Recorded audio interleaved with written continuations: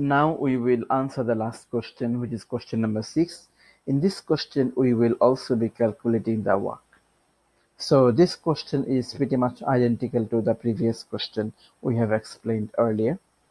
So the question says that the corporation has 10,000 bonds outstanding with a 10% coupon rate, semi-annual coupon, and the face value is $1,000, 20 years to maturity, and the price is 1197.93.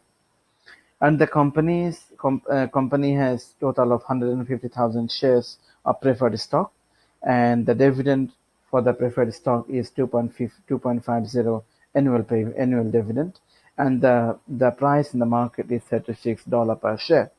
The company has 1 million shares of common stock. The next dividend payment will be 2.45 per share, $4 per share. The dividend are anticipated to maintain a 5.5% growth rate forever. So the stock currently sells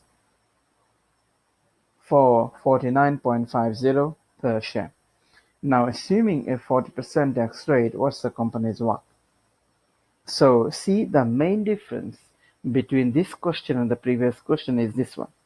Here, the question gives information on DGM, dividend growth model. So when we calculate the cost of equity, we will use the DGM model instead of CAPM model.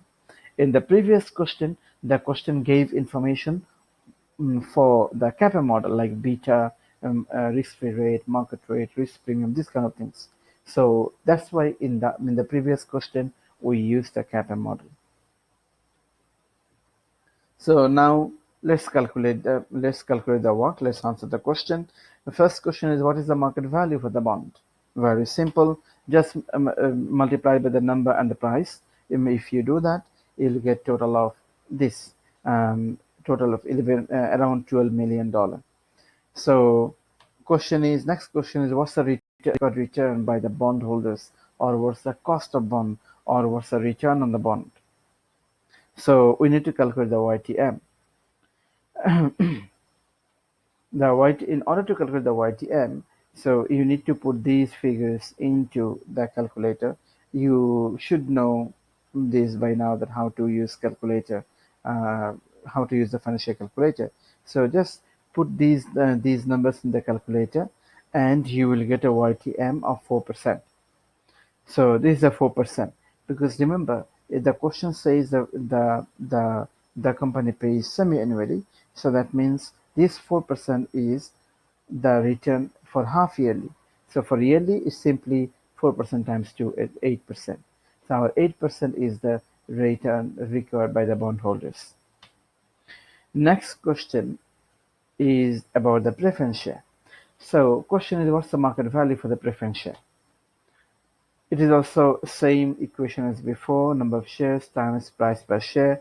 If you solve this, you will get a total of this one, $5,400,000. Now next question is, what is the return required by the preferred shareholder? So it is simply the dividend divided by the price.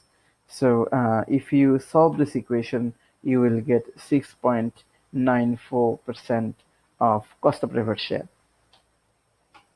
Now, next question is, what is the market value for the common stock? So it's simply the number of shares times the price per share. So if you do that, you will get a total value of 49.5 million. The next question is, what is the return required by the common stockholders? So here is the difference, that in the previous question we used the CAPM model. In this question we will be using the DGM model. So our cost of common stock is RE. So if we use the DGM model, see, this is the main equation: price equal to dy divided by d1 divided by the return minus the g. So we know the price, we know the dividend next year, we know the growth. What we don't know is the return on the equity. So if you just rearrange this equation, you will get this equation, right?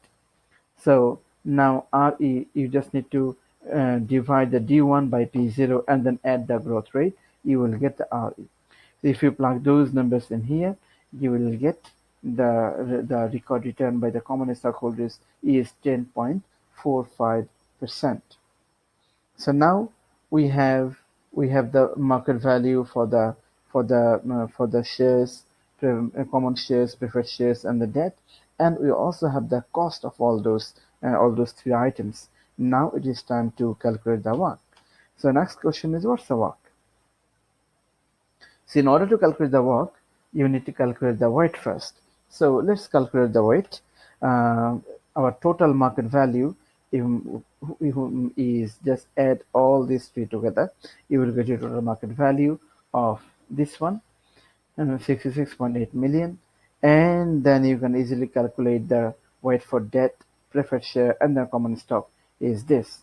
This is the market value for the debt, which is 11, this one, divided by the total one, divided by 66 and 879,303,000.